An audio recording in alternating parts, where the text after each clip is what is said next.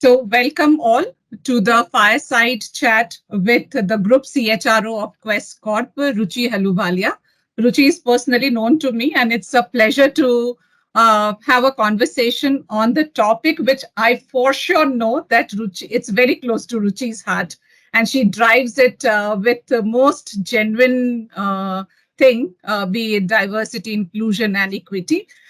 So before jumping on that discussion, the topic of today's conversation is the importance of gender diversity and empowerment in the corporate world.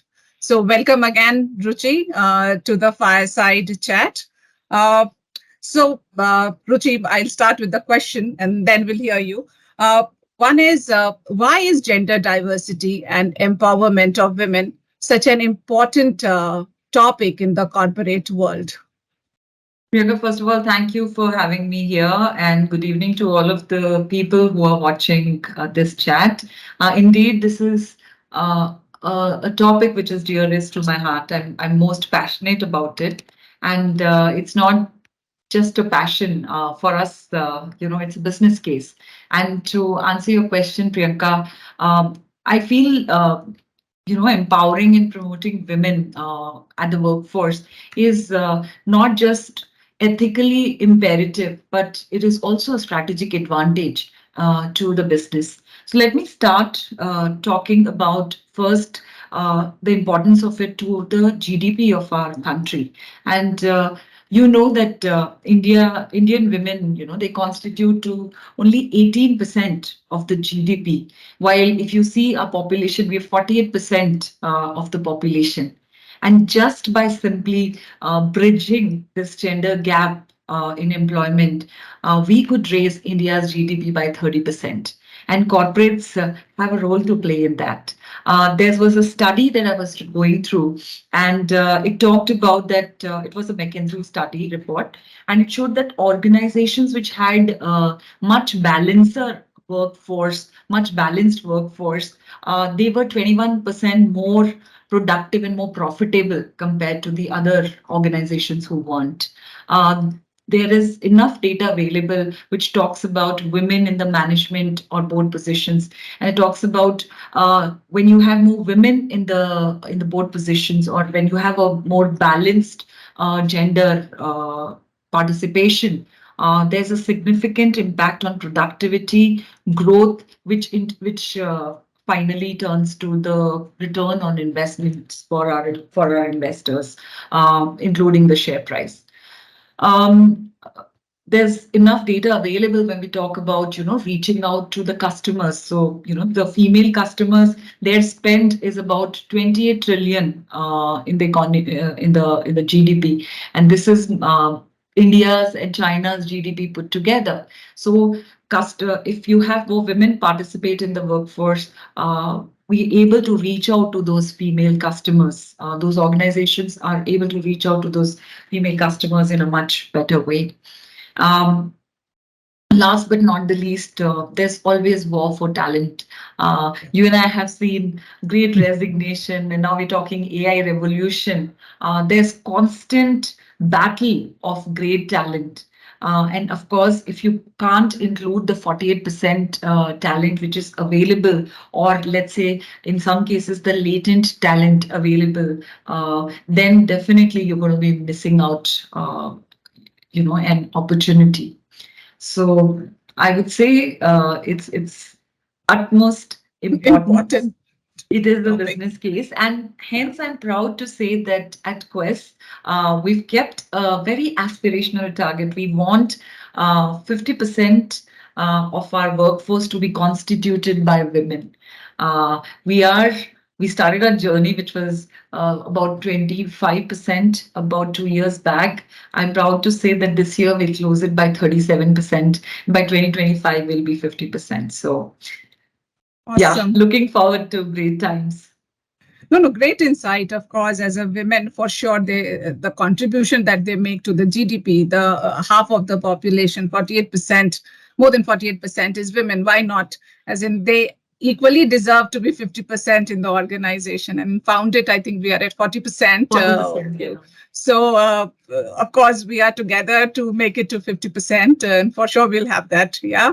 From the Quest perspective, Ruchi, what are the various strategies that you have, taken to attract the women workforce to Quest? And when I talk about gender diversity at Quest, I'm also talking about how have you improved inclusivity and equity in the organization? Yeah. Priyanka, it's a great question, and I'm sure whoever is watching this, they have there is an aspiration, but there's always it comes with great challenges. So first of all, let me put it this way: that unless it is right from the top, right from the leadership, uh, uh, it would probably not progress the way it should be. Yeah. And when I say right from the top, it means about whether we believe in it, whether we rally it for it, whether we are doing role modeling behaviors, whether we're showing role modeling behaviors around it. So it requires great focus, which means that when, for example, when we're talking about hiring 50, hiring women to constitute 50% of our workforce, you will get challenges right from the recruiters itself. Because they have a time pressure, they have to close the positions, and then you'll see in our teams itself, we've seen, people come with, oh, it's remote, it's not remote working, it's working from office. It's odd hours, it's late shifts, it's long hours, it's a remote location to work, and what have you. But enough data is available. We've already seen cases even in petrol pumps where the work conditions are very harsh. You have I've seen petrol pumps where it is run by women only. On this weekend, we had bought a policy, a life insurance policy, and it mandates you to go for a health checkup. And in earlier years, we'd gone to the centers, health centers, and got the health checkups done. I was so impressed to see that not only did a person come to our house with all the equipment and gadgets, and we didn't have to go anywhere, but that person was a woman who was carrying such a heavy bag, and she had everything in place. She was very cordial. She knew her stuff. And within like 1 hour, 1.5 hours, right from ECG to TMT to blood test, everything was done. There was a doctor consultation available. There was a technician on the other side, and there was this woman technician who was available. Now, and it was a Sunday. So, what more can you expect? In Right. airports, we have seen, which are remote locations, shifts. So I think it is also about habits, some seeded habits in us. Uh, it is about unconscious biases as well, where it is. I was talking to a bunch of managers, and some of them by default, no, but we have late working, and women, it's difficult. They would not find a vehicle to go home. If you provide transport facility, then it's okay. And I said, look around yourself. We do not have a transport facility, and all our women are available whenever there is work, in terms of whether we're logging from home or. So why this bias, conscious or unconscious, I don't know, but why this bias that, okay, women cannot work late hours? I said, can your men work late hours? Because even they have work-life issues. So I Correct. think a lot of it is there.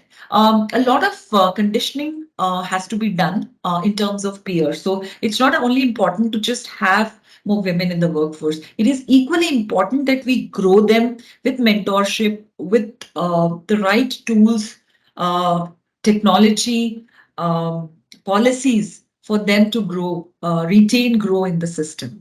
So it's the full ecosystem, is what needs to be worked on. No, I'm sure, and I've seen also in Quest so many things that has been done in terms of be it policies, processes, especially their Grow program, wherein we are seeing that the women grows in the hierarchy, in the ladder in the organization. So I'm sure with that, you would have been able to attract and retain the best of the talents in the Yeah. So organization. I'd like to call, and good you talked about that, Priyanka. We have done quite a lot of things, and I'm not saying that that's enough, but I'm really proud about the stuff we've done. We got good reviews also about the same. So we did a true equity survey to ask our women professionals to see what is that you would like to see, what is that which will help you to become more successful, would help you to continue your job here. So we came up with flexible work arrangements, of course. We have hybrid work arrangements. We have something called as unlimited leave. And of course, that's not only for women, but it does give a lot of flexibility Everyone. Yeah. to everybody. We'd come up with something which was very interesting. This is something we introduced last year, which was board exam leave. And this is again not only for women, because we also want equality of sorts. Our men were also so happy seeing this, because then their wives, could either, if they're working, they could also focus on their work, or if they're at home, they were supported. So we introduced something called as board exam leaves for 10th and 12th board exam for the kids, for the parents whose kids are going to write this exam. We have something called as 3 policy, which is a work from home or a leave, in your when you have menstruation, and when you have if you feel the need to have a more balance, or more comfort from, I mean, work from the comfort of your home. We have, like you mentioned, a grow program, which is on uh, enhancing more and more people, I mean, women, to become people managers and grow further in their careers. It comes along with coaching and mentorship sessions, specific focused areas for women. We have a lot of webinars which focuses on health, nutrition, in terms of financial wellness. As a company, we focus on holistic wellness. So there's so many things, and yet we constantly keep innovating. We're just going to be introducing another policy, which is own a vehicle. And you would see that a lot of times women get a little uh, behind the curve when it comes to managing their own finances, owning their own vehicle. So that's also our way to bring in more and more equality. Yeah, and more empowering them with what they More need empowering. to do. Yeah. So Ruchi, while we spoke about quests in general and the things that are being done, also you touched upon the topic of being unconscious biasness that still exists. But when we talk about the overall corporate world and the organization, we know when we started the career and today, we have come a long way, right? But still there are challenges which, of course, from the gender diversity point of view, I'm asking. There's still challenges that exist. So, can you throw some light on what are those challenges and what is it that can be done to curb it? Sure. So, Priyanka, I have a view that the challenges are related to the individual, first of all. Part of the challenges. Uh, Part of the challenges are related to the ecosystem where the individual is, right? So, in this case, we're talking about women, right? Women Yeah, the professionals, gender diversity, right? especially. So in this case, I start from myself as a woman, for example, right? Now, how many women would themselves take a driving seat at home without somebody else pointing it out? So, for instance, when it comes to, let's say, taking care of the kids, when your kids are small, or you've just been a new mother, right? Now, did somebody come and tell them that, hey, look, you are a woman and you are a mother, so you need to be home to take care of it. You need to take a career break, right? Yeah. Now, maybe some do go through it, but more often than not, I think it is self-initiated, right?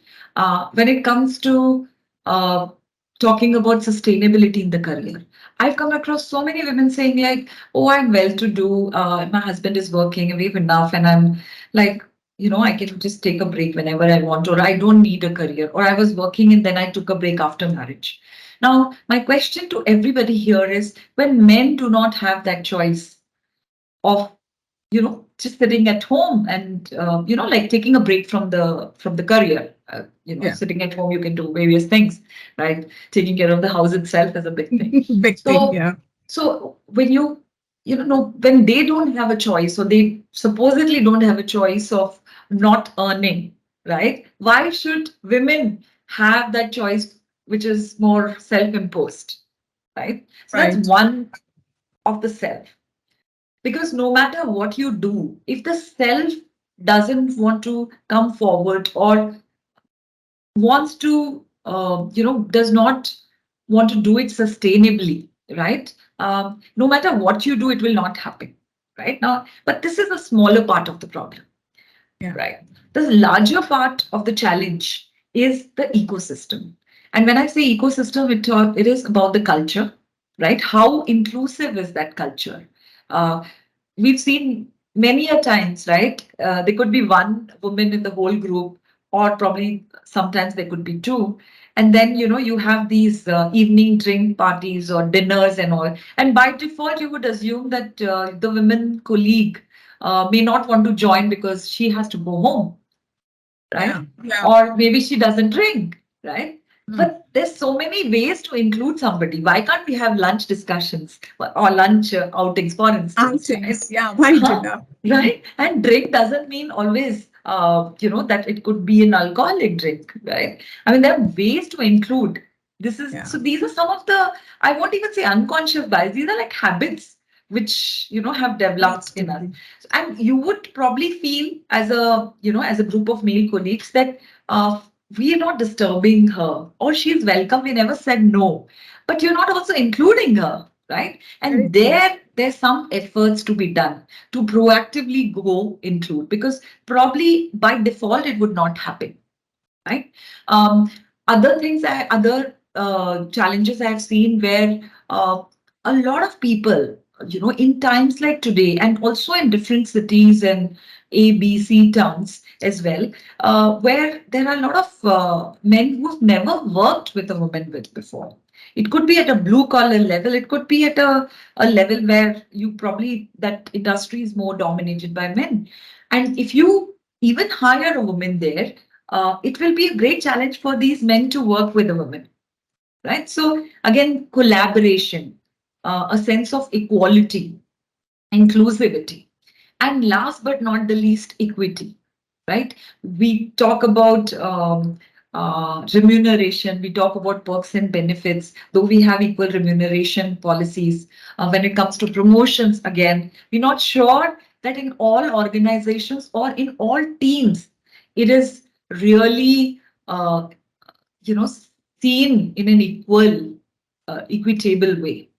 When it comes to equity, so we understand, most of us understand equality. Okay, there's a training program, we'll give it to everybody. There's a policy, we give it to everybody. Everybody. But equity goes beyond that. Equity talks about how do you support the special needs of a individual, and that individual could be a woman, it could be somebody who's specially challenged, special abilities, it could be somebody else, anybody for that matter. Um, it was very interesting. The other day, I was talking to a group of new hires, and there were about 20 women in that group. It was a group of 22 people, and there were 20 young women in that group. And there were these two young men in that group, and they were feeling totally excluded. I mean, in one of the meetings, they were even shy to even come and sit over there. So I'm talking about inclusivity from both sides. Yeah. So constant trainings, constant communication, awareness about it, constant listening in to our women colleagues. What can we do? That would not only just invigorate that spirit in them that somebody cares for me and I also have to care for myself, but it also gives a lot of insights to the company. Where all can we do? What all can we do? Whether it's policies, culture, technology, tools, strategy, what can we do? Or leadership, what can we do to promote this more? Very true. And just to add to it, while you covered everything, One of the biasness and the challenges is while you intend or we intend to increase the diversity to 40% or 50%, but at the time of hiring itself, if a girl is a fresher out, the first question is, will she get married? Will she get transferred? Can I manage the mobility? If the girl is married, for how long are you married? Are you planning to go for maternity? If you are at that marriage stage where you may plan maternity, again a setback, and to decide whether to take or not. So these are certain things where, even one is work environment and one is at the selection stage only. There are so many biasness and challenges that we need to work on and see that these should not be the criterion of rejection while you are hiring of women. So great Absolutely. insight, Ruchi, from you. And thank you so much for your time and sharing your thoughts with us. I'm sure the way Quest is working and the way under your leadership, I'm sure they will create an organization which will be more diverse, inclusive, and equitable. So thank you so Absolutely. much. Thank you so much, Priyanka, for having me. It was wonderful talking to you. Same here. Bye bye.